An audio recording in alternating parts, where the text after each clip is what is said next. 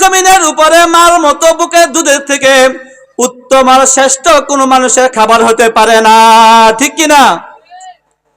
বান্দা তুমি ছোট মানুষ, দুর্বল মানুষ, তোমার মুখে দাঁতও নাই, তুমি কিভাবে খাবা? তোমার জিহ্বাটা হবে পাতলা, চামড়াটা হবে পাতলা, তুমি কিভাবে তোমার মার বুকের দুধ খাবা? বান্দা তুমি গরম খাইতে পারবা না। যদি তুমি বান্দা তোমাকে গরম খাবার দেয় তোমার মার বুকের দুধের ভিতরে, তোমার জিহ্বা পুড়ে যাবে, তুমি তোতলা হয়ে যাইবা। হ্যাঁ, তোমাকে যদি আমি ঠান্ডা খাবার দেই তোমার মার বুকের ভিতরে, তোমার নিউমোনিয়া হয়ে যাবে, তোমার শ্বাসকষ্ট হয়ে যাবে। আল্লাহ তাআলা বলেন, হো আমার বান্দা, তোমাকে দুনিয়াতে পাঠাইলাম তোমার মার বুকের দুধের ভিতরে। আমি আল্লাহ তাআলা এমন এক নিয়ামত দিয়েছি, না হবে পাতলা, না হবে ভারী, না হবে গরম, না হবে ঠান্ডা। তোমার যতটুকু প্রয়োজন আমি আল্লাহ তাআলা তোমার মার বুকের দুধের ভিতরে যেমন দিয়েছি, কমপক্ষে 2 থেকে 2.5 বছর তোমার মার বুকের দুধ যেমন আছে তেমনই তুমি পান করবা। সুবহানাল্লাহ। দুনিয়াতে এমন কোন বস্তু নাই, এমন কোন ফ্লেক্স নাই যে ফ্লেক্সের ভিতরে 12 ঘন্টা বা 24 ঘন্টা বা 72 ঘন্টা পর্যন্ত ঠান্ডা থাকলে ঠান্ডা থাকবে, গরম রাখলে গরম রাখবে। কিন্তু আল্লাহ তাআলা আমার মার বুকের ভিতরে এমন একটি ফ্লেক্স দিয়ে দিলেন, যে ফ্লেক্সের ভিতরে আল্লাহ তাআলা যেমন দিয়েছে কমপক্ষে 2 থেকে 2.5 বছর তেমন দুধ গরম থাকে। সুবহানাল্লাহ। বান্দা আমি তোমাকে দুনিয়াতে দিলাম কত সুন্দর করে জানোনি? বান্দা আমি তোমাকে দুনিয়াতে পাঠাচ্ছি আমার নিয়ামত করার জন্য, আমার গোলামি করার জন্য। বান্দা তুমি যখন দুনিয়াতে আসলা, বান্দা তুমি যখন দুনিয়াতে আসলা, তোমাকে কেন বানাইছি? আমার গোলামি করার জন্য, আমার হুকুমগুলো মানার জন্য। বান্দা তুমি যখন দুনিয়াতে ঢুকলা, দুনিয়াতে আলো বাতাস পাইলা, এখন তুমি বান্দা বড় হয়ে গেছো, তোমার পায়ে তুমি চলতে পারো, তোমার মন মতো তুমি চলতে পারো, তুমি খাইতে পারো। আল্লাহ তাআলা বলেন, বান্দা এখন তুমি ইচ্ছা করলে মাথা তুমি টুপিও পড়তে পারো, বান্দা ইচ্ছা করলে তুমি এখন ক্যাপও পড়তে পারো, তোমাকে কোনো বাধা দেওয়া হবে না। ইচ্ছা করলে বান্দা তুমি মসজিদে যাইতে পারো, ইচ্ছা করলে তুমি মন্দিরে যাইতে পারো, এখন তোমাকে আর কোনো বাধা দেওয়া হবে না। বান্দা ইচ্ছা করলে তুমি দাড়ি রাখতেও পারো, বান্দা ইচ্ছা করলে তুমি দাড়ি কাটতেও পারো, তোমাকে আর বাধা দেওয়া হবে না। ওয়ালা আলি মুহাম্মাদ কামা বারাকতা আলা ইব্রাহিম ওয়ালা আলি ইব্রাহিম ইন্নাকা হামিদুম মাজিদ বালাগাল উলা বিকামালিহি كشف الدجى بجماله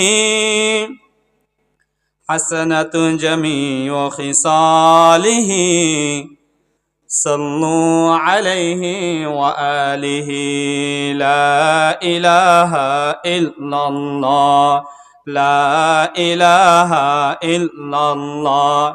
একটু আগে বসেন মুরব্বীরা, একটু সামনে চলে আসছেন, সামনে আসো। لا إله إلا الله لا إله إلا الله لا إله إلا الله। হাতে করে হাতের কাম, পায়ে করে পায়ে কাম।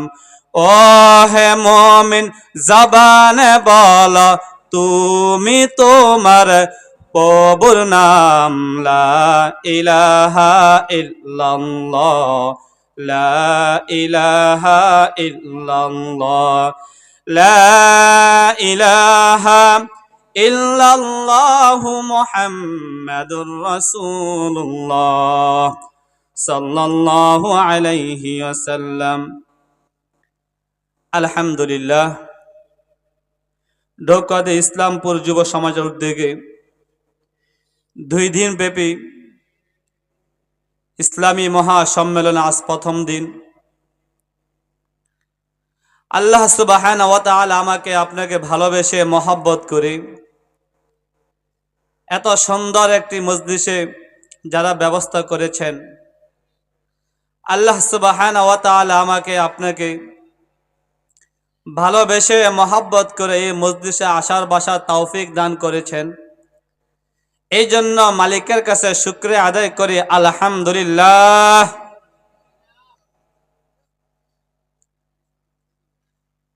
আমরা এখানে আসতে পেরে বসতে পেরে খুশি নাকি রাগ?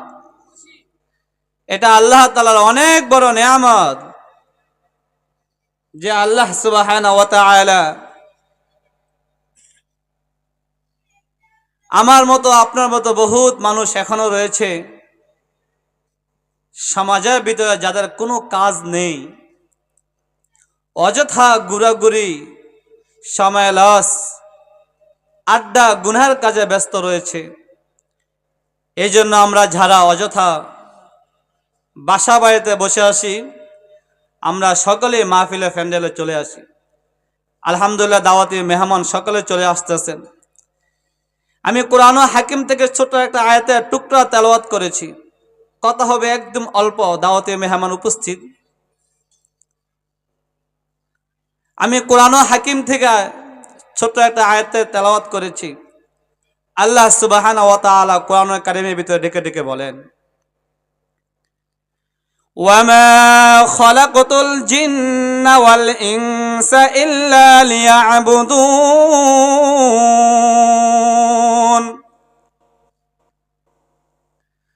ও দুনিয়ার মানব জাতি, আমি তোমাদেরকে দুনিয়ার ভিতরে পাঠাইছি বান্দা। কেন পাঠাইছি জানোনি? বান্দা, আমি তোমাদেরকে মানব জাত এবং জিন জাতকে তোমাদেরকে আমি দুনিয়াতে পাঠাইছি শুধুমাত্র কেবলমাত্র একমাত্র আমি আল্লাহ তাআলার গোলামি করার জন্য। সুবহানাল্লাহ। আল্লাহ তাআলা কোরআন ও হাকিমের ভিতরে ডেকে ডেকে বলেন, বান্দা, আমি তোমাদেরকে এইভাবে পাঠাই নাই, অযথা তোমাদেরকে বানাই নাই। বান্দা, তোমাকে দুনিয়াতে পাঠাইছি খাবা, চলাচল করবা, ঘোরাফেরা করবা, শুধু এই জন্য বান্দা আমি তোমাদেরকে দুনিয়াতে পাঠাই নাই। বান্দা, আমি তোমাদেরকে সৃষ্টি করেছি দুনিয়াতে, আমি একটা উদ্দেশ্য আছে, সেটা হলো বান্দা তুমি আমার গোলামি করবা। সুবহানাল্লাহ। কেন পাঠাইছে আমাদেরকে? আল্লাহ তাআলা গোলামি করার জন্য উদ্দেশ্য নিয়ে আল্লাহ তাআলা পাঠাইছে। বান্দা, তুমি যাও দুনিয়াতে আমার গোলামি করো, আমার হুকুমগুলো মানো, আমার কোরআন অনুযায়ী তুমি জীবন যাপন করে চলো। বান্দা, আমি তোমাদেরকে দুনিয়াতে দিয়েছি। বান্দা, জানো কেন দিয়েছি? কেন দিয়েছি? বান্দা, আসমান বলো, বান্দা জমিন বলো, আসমান বলো, জমিন বলো, চাঁদ বলো, সূর্য বলো, বান্দা তুমি দুনিয়াতে যা কিছু দেখো বা না দেখো, তাও আমি দুনিয়াতে সৃষ্টি করেছি, বানাইছি। কেন? বান্দা, আসমান বলো, সূর্য বলো, চাঁদ বলো, গ্রহ বলো, নক্ষত্র বলো, সবকিছু আমি দুনিয়াতে পাঠাইছি শুধু তোমার গোলামি করার জন্য। সুবহানাল্লাহ। বান্দা, এত বড় আসমান আমি বানাইলাম, এত বড় জমিন বানাইলাম, পাহাড় বানালাম, নদী বানালাম, গাছপালা বানালাম, বান্দা সবকিছু বানালাম তোমার গোলামি করবে, তোমার উপকারের জন্য।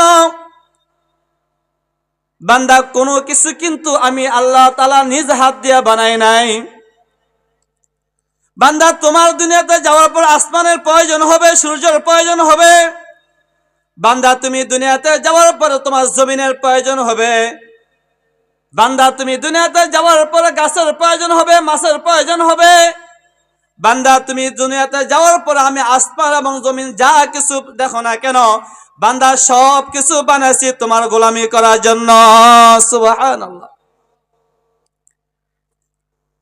বান্দা, তুমি গোলামি করো না আমার, কিন্তু মাছ ঠিকই তোমার গোলামি করতেছে, তোমার হুকুম মানতেছে।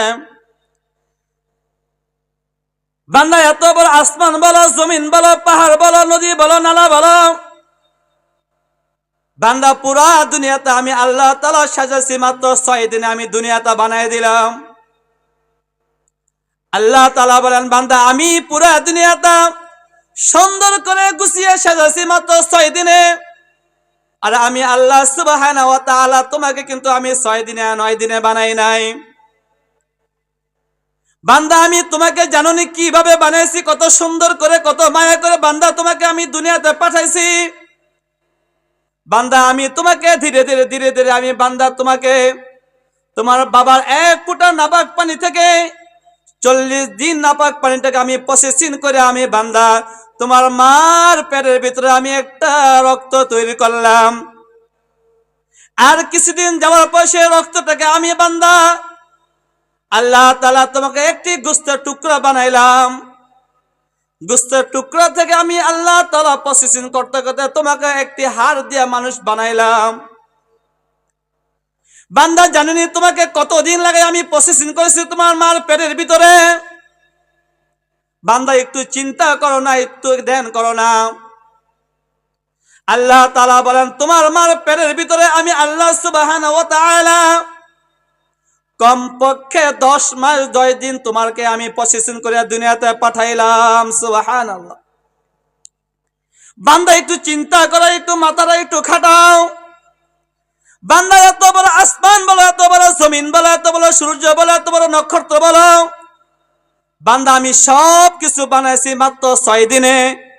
আর আমি আল্লাহ সুবহানাহু ওয়া তাআলা তোমার মতো 3.5 হাত মানুষটাকে আমি আল্লাহ তাআলা কত মায়া করিয়া কত দয়া করিয়া তোমাকে আমি নিজের হাত দ্বারা বানাইলাম।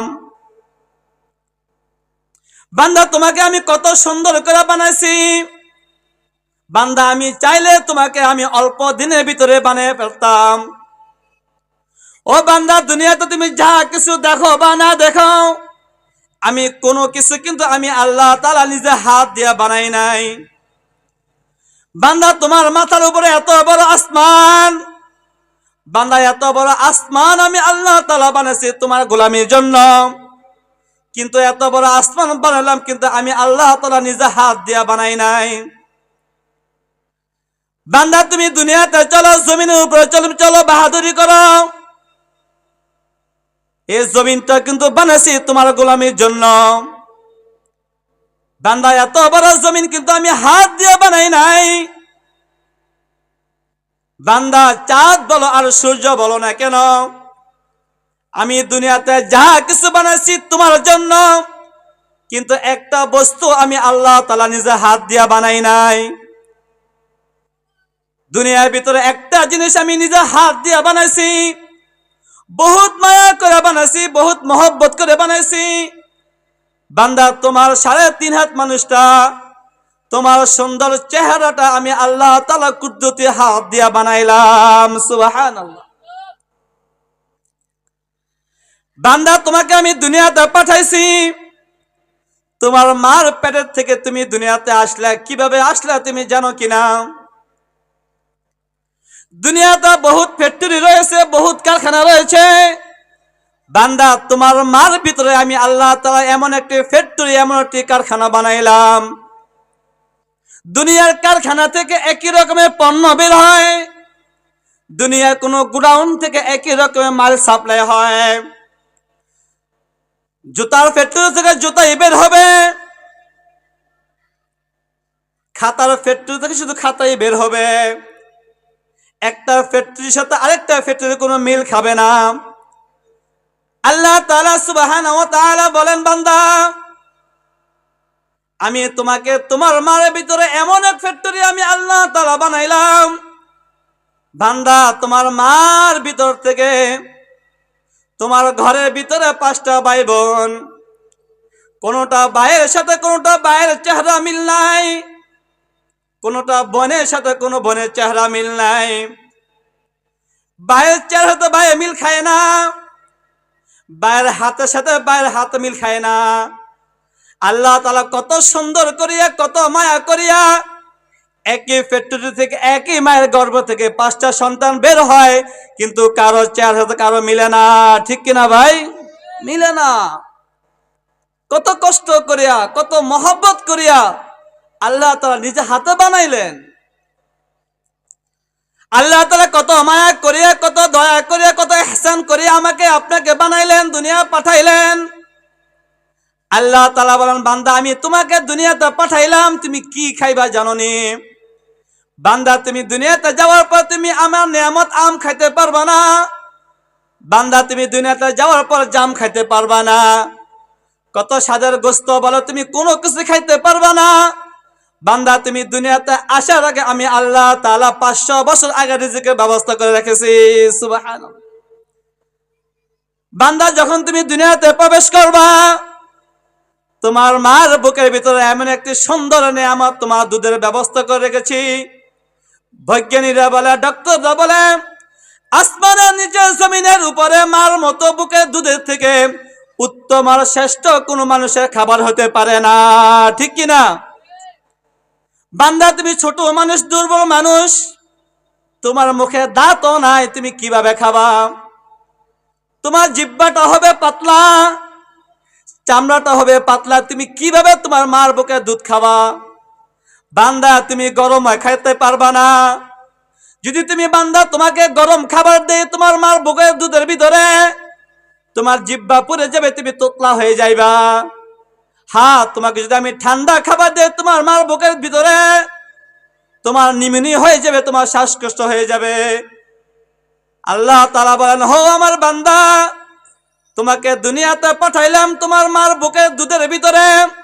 আমি আল্লাহ তাআলা এমন এক নিয়ামত দিয়েছি, না হবে পাতলা, না হবে ভারী, না হবে গরম, না হবে ঠান্ডা। তোমার যতটুকু প্রয়োজন আমি আল্লাহ তাআলা তোমার মার বুকের দুধের ভিতরে যেমন দিয়েছি, কমপক্ষে 2 থেকে 2.5 বছর তোমার মার বুকের দুধ যেমন আছে তেমনই তুমি পান করবা। সুবহানাল্লাহ।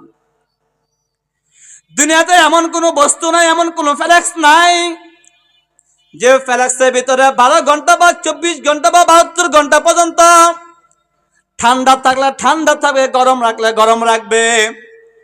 কিন্তু আল্লাহ তাআলা আমার মার বুকের ভিতরে এমন একটি ফ্লেক্স দিয়ে দিলেন, যে ফ্লেক্সের ভিতরে আল্লাহ তাআলা যেমন দিয়েছে কমপক্ষে 2 থেকে 2.5 বছরের তেমন দুধ গরম থাকে। সুবহানাল্লাহ। বান্দা আমি তোমাকে দুনিয়াতে দিলাম কত সুন্দর করে জানোনি? বান্দা আমি তোমাকে দুনিয়াতে পাঠাচ্ছি আমার নিয়ামত করার জন্য, আমার গোলামি করার জন্য। বান্দা তুমি যখন দুনিয়াতে আসলা, বান্দা তুমি যখন দুনিয়াতে আসলা, তোমাকে কেন বানাইছি? আমার গোলামি করার জন্য, আমার হুকুমগুলো মানার জন্য। বান্দা তুমি যখন দুনিয়াতে ঢুকলা, দুনিয়াতে আলো বাতাস পাইলা, এখন তুমি বান্দা বড় হয়ে গেছো, তোমার পায়ে তুমি চলতে পারো, তোমার মন মতো তুমি চলতে পারো, তুমি খাইতে পারো। আল্লাহ তাআলা বলেন, বান্দা এখন তুমি ইচ্ছা করলে মাথা তুমি টুপিও পড়তে পারো, বান্দা ইচ্ছা করলে তুমি এখন ক্যাপও পড়তে পারো, তোমাকে কোনো বাধা দেওয়া হবে না। ইচ্ছা করলে বান্দা তুমি মসজিদে যাইতে পারো, ইচ্ছা করলে তুমি মন্দিরে যাইতে পারো, এখন তোমাকে আর কোনো বাধা দেওয়া হবে না। বান্দা ইচ্ছা করলে তুমি দাড়ি রাখতেও পারো, বান্দা ইচ্ছা করলে তুমি দাড়ি কাটতেও পারো, তোমাকে আর বাধা দেওয়া হবে না। হা হা হা, তোমাকে এত কষ্ট করে আমি লালন পালন করলাম, কেন বানালাম, কেন বানালাম জানোনি? আল্লাহ তাআলা বলেন, শুধু বানাইছি তোমাকে আমি আল্লাহ তাআলার গোলামি করার জন্য। কার গোলামি করতে হবে? আল্লাহ তাআলা বলেন, আমার একটা উদ্দেশ্য আছে, আমার উদ্দেশ্য হলো তোমাকে আমি আমার গোলাম করবা। আমার উদ্দেশ্য হলো তুমি আমার কুদরতি পায়ে সেজদা দিবা। আমার উদ্দেশ্য হলো তুমি আমার নবীর সুন্নত তরিকায় মাথার টুপি পরবা। আমার উদ্দেশ্য হলো তুমি নবীর সুন্নত তরিকায় পোশাক পরিধান করবা। আমার উদ্দেশ্য হলো তুমি মসজিদে গিয়ে আল্লাহ তাআলা কুদরতি পায়ে সেজদা দিবা। আমার উদ্দেশ্য হলো মাহে রমজানে তুমি রোজা রাখবা। আমার উদ্দেশ্য হলো মা বোনেরা তোমরা পর্দায় থাকবা। এই যদি উদ্দেশ্য যদি তুমি হাসিল না হয়, তোমার মৃত্যুর পরে তোমাকে আমি জাহান্নামে ফালাইব। বান্দা দুনিয়ার ভিতরে কেউ কারো উদ্দেশ্য ছাড়া কোনো উপকার করে না। বন্ধুর পিছনে খেদমত করার উদ্দেশ্য আছে, ভাই ভাইয়ের পিছনে টাকা পয়সা ব্যয় করার উদ্দেশ্য আছে, সন্তান বাবা সন্তানের পিছনে টাকা পয়সা ব্যয় করে সেটা উদ্দেশ্য আছে। আল্লাহ তাআলা এত বড় আসমান দিলেন, এত বড় জমিন দিলেন, আল্লাহ তাআলা বলেন আমারও কিন্তু উদ্দেশ্য আছে, তুমি আমার গোলামি করবা। গোলামি করতে হবে কিনা? অবশ্যই গোলামি করতে হবে। বান্দা তুমি উদ্দেশ্য নিয়া, তোমার মনে আশা নিয়া তুমি কিন্তু কোনো কাজ উদ্দেশ্য ছাড়া করো না। বান্দা তুমি যা কিছু করার উদ্দেশ্য আছে, উদ্দেশ্য না হলে তুমি ওখান থেকে চলে আসো। বান্দা তুমি বাড়ির পাশে একটি কোণার ভিতরে একটা খেজুরের গাছে যদি লাগাও, তোমার উদ্দেশ্য থাকে আমি বাড়ির কোণার ভিতরে একটা খেজুরের গাছ লাগাইলাম। কেন লাগাইলাম জানোনি? বাড়ির ভিতরে একটা খেজুরের গাছ লাগাই, সন্তানকে বলে হো সন্তান এই গাছের কাছে আসবা না, এই গাছের পাতা ছিঁড়বা না। বিবিকে বলে হো বিবি এই গাছের গোড়ার ভিতরে তুমি প্রত্যেকদিন সকাল সন্ধ্যা পানি দিবা। চতুর্দিকে বেড়া দেয় যেমন ছাগলে কোনো নষ্ট না করতে পারে। মনে বড় উদ্দেশ্য আমি খেজুরের গাছটা লাগাইলাম, 1 বছর যাবে 2 বছর যাবে বড় হবে, খেজুর গাছ আমাকে খেজুর দেবে, ফল দেবে, নতুবা খেজুরের রস দেবে, আমি পান করব। 1 বছর 2 বছর 5 বছর যখন চলে যায়, গাছ আস্তে আস্তে বড় হয়ে গেলাম, কিন্তু সে গাছ থেকে ফলও দেয় না, খেজুরও দেয় না, কোনো রসও দেয় না। এই গাছটা কিন্তু গাছের গোড়া থাকবে না, থাকবে না। সন্তানকে বলবো সন্তান এই গাছটি কত যত্ন করিলাম, কত লালন পালন করলাম, কিন্তু গাছে ফলও দেয় না, কোনো রসও দেয় না। বাবা কি করবে? ঘর থেকে কুড়ালটা নিয়ে এসে গাছটা কেটে ফেলবে। সন্তানকে বলবো হো সন্তান কুড়ালটা নিয়ে এসে তুমি গাছটাকে ঢুম করে দাও, টুকরা করো। শুধু গাছটাকে ঢুম করে শেষ করবো নয়, বিবি ডেকে বলবে শুধু গাছটাকে তুমি টুকরা করে কি করবা? বাড়ির কোনার ভিতরে গাটলা বানাও, নদী আছে, নদীর পাশে তুমি যদি একটা ঢুমটা দিয়ে তুমি গাটলা বানাও, গোসল করতে উঠা নামা করতে সহজ হয়ে যাবে। 1 মাস 2 মাস 6 মাস যখন গাছের সাথে পানিটা লেগে যায়, তখন এক সময় এই গাছটা কিন্তু পানির সাথে লাগার কারণে নষ্ট হয়ে যায়।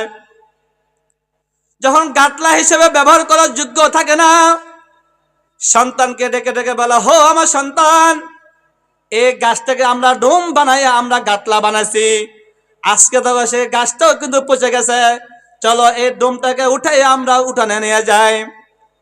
সন্তানকে ডেকে ডেকে বলা হো আমার সন্তান তুমি ঘর থেকে যাও, তোমার মাকে বলো ঘর থেকে কুড়ালটা দেওয়ার জন্য।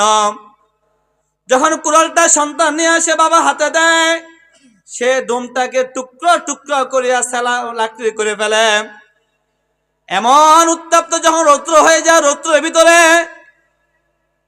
যখন লাকড়িটা শুকায় দেয়, একদম যখন শুকনো হয়ে যায়, বিবিকে ডেকে ডেকে বলে হো আমার পানের বিবি এই লাকড়িগুলো তুমি আগুনে দিয়া, লাকড়িগুলো তুমি চুলার ভিতরে দিয়ে আমাদেরকে তুমি রান্না করে আমাদেরকে খাবার খাওয়াও।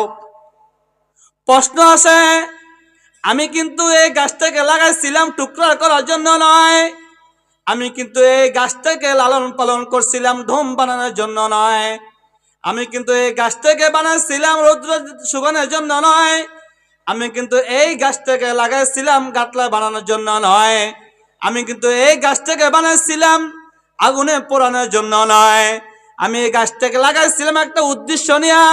আমার কি উদ্দেশ্য? আমার উদ্দেশ্য ছিল এই গাছে আমাকে ফল দিবে, এই গাছটা আমাকে রস দিবে। গাছ তুমি যত বড়ই হও না কেন, গাছ তুমি যত সুন্দর হও না কেন, তোমাকে আমি এত লালন পালন করেছি, তুমি আমাকে রস দাও না, তুমি আর গাছের জায়গা গাছ থাকবা না, তোমাকে আমি টুকরা করে দিলাম, তোমাকে আমি গাটলা বানিয়ে দিলাম, তোমাকে আমি উত্তপ্ত রৌদ্রের ভিতরে শুকাই দিলাম, শেষ পর্যন্ত গাছ তুমি আমার উদ্দেশ্য হাসিল হও নাই, তুমি আমার চুলার ভিতরে দাও দাও করে আগুন জ্বালাইয়া তুমি আমাকে লাকড়ি হিসাবে তৈরি করিয়া তোমাকে আমি খাবারের যোগ্য করিয়া দিলাম। তাহলে দেখেন আল্লাহ তাআলা আমাকে বানাইছে কিসের জন্য? আল্লাহ তাআলা গোলামি করার জন্য উদ্দেশ্য ছিল। আমি আপনি একটা গাছ লাগাই উদ্দেশ্য করে, রস দেবে, খেজুর দেবে, উদ্দেশ্য হাসিল না হয়, আমরা সেই গাছটাকে গাছের জায়গাতে রাখি না, টুকরা করে দেই, লাকড়ি বানায় ফেলি, শেষ পর্যন্ত আগুনে আমরা জ্বালাইয়ে দেই। যে আল্লাহ তাআলা আমাকে আপনাকে এত মায়া করিয়া, এত দয়া করিয়া আল্লাহ সুবহানাহু ওয়া তাআলা আমাকে বানাইলেন, আসমান বানালেন বান্দা তোমার জন্য, জমিন বানালেন বান্দা তোমার জন্য, চাঁদ বানালেন তোমার খেদমতের জন্য, পাহাড় পশু পাখি যা আছে সবকিছু বান্দা তোমার খেদমতের জন্য বানাইলাম। বান্দা আমার উদ্দেশ্য একটা, আমার গোলামি করবা। বান্দা তুমি যদি আমার গোলামি না করো, ঠিক সে গাছের মতো তোমার একই পরিণতি হবে। তোমাকে আমি জাহান্নামে আগুনে লাকড়ি দিয়া তোমাকে আমি পুইরা সারসার করে দেব, নাউজুবিল্লাহ। এই জন্য আসুন আমরা মালিকের গোলামি করতে হবে না, ইনশাআল্লাহ মালিকের গোলামি করতে হবে নি। যদি মালিকের গোলামি করতে হয় কিভাবে চলতে হবে, কিভাবে মানতে হবে? আল্লাহ তাআলা কোরআন হাকিমের ভিতরে বলেন, বান্দা তোমাকে আমি বানাইছি, মানুষ জাতি এবং জিন জাতিকে বানাইছি শুধুমাত্র কেবলমাত্র একমাত্র আমি আল্লাহ তাআলা গোলামি করবা। আর যদি তুমি আমি গোলামি করে যাও, আসমানের নিচে জমিনের উপরে সর্বোত্তম জাতি, শ্রেষ্ঠ জাতি বান্দা তোমাকে আমি আল্লাহ তাআলা বানিয়ে দেব। সুবহানাল্লাহ। তোমার ভিতরে যে আমার কোরআনে বুঝ থাকে, দিনে বুঝ থাকে, হতে পারো তুমি ডাক্তার, হতে পারো তুমি ইঞ্জিনিয়ার, হতে পারো তুমি নেতা, তোমার ভিতরে যে আমি আল্লাহ তাআলার মহব্বত থাকে, তোমার ভিতরে যে আমি আল্লাহ তাআলার ভয় থাকে, তোমার দিলের ভিতরে নবীর ভালোবাসা থাকে, তুমি যে স্থানে থাকো না কেন ওইখান থেকে আল্লাহ তাআলা সর্বশ্রেষ্ঠ মানব, সর্বশ্রেষ্ঠ উত্তম করে আল্লাহ তাআলা তোমাকে দুনিয়ার ভিতরে চমকাই দেবে, ঠিক কিনা ভাই? অবশ্যই আমরা যে সেক্টরে থাকি না কেন আল্লাহ তাআলার হুকুম নিজের জীবনের ভিতরে তৈরি করতে হবে। যদি তৈরি করি, যুবক তুমি হতে পারো, তুমি দুনিয়ার ভিতরে শ্রেষ্ঠ হয়ে যাইবা। মা তুমি বৃদ্ধ হতে পারো, যদি আল্লাহ তাআলার হুকুম তুমি মানো তাহলে তুমিও শ্রেষ্ঠ জাতি হয়ে যাইবা। কিছুদিন আগে আমাদের ওসমান শহীদ ভাই মারা গেলেন। যুবক ছিল, রাজনীতিবিদ ছিল। জমিনের উপরে এমন কোনো মানুষ নাই যে যুবকটার জন্য কান্না না করছে মানুষ। সেই যুবকের জন্য এত মানুষ কেন হাহাকার? সে বলে আমি রাজনীতি করতে পারি, যুবক হতে পারি, আমি যদি নবীর সুন্নত তরিকা না চলি, আমার দিলের ভিতরে যদি আল্লাহ তাআলা ভালোবাসা মহব্বত না থাকে, আমি মৃত্যুর পরে কি জবাব দিব আল্লাহ তাআলার কাছে? এই জন্য সে যুবকটা যুবক হওয়ার পরও, রাজনীতিবিদ হওয়ার পরও যখন দিলের ভিতরে আল্লাহ তাআলার ভয় ছিল, নবীর ভালোবাসা ছিল, মৃত্যু হওয়ার সাথে সাথে আসমান জমিন পর্যন্ত সকলে তার জন্য দোয়া করছে, ঠিক কিনা ভাই? এর জন্য আসুন আমরা সকলেই যে যে স্থানে আসি না কেন ওই স্থান থেকে আল্লাহ তাআলার হুকুমগুলো নবীর তরিকার উপর মানার তৌফিক দান করুক। আমা তৌফিক ইল্লা বিল্লাহ। আসসালামু আলাইকুম ওয়া রাহমাতুল্লাহ।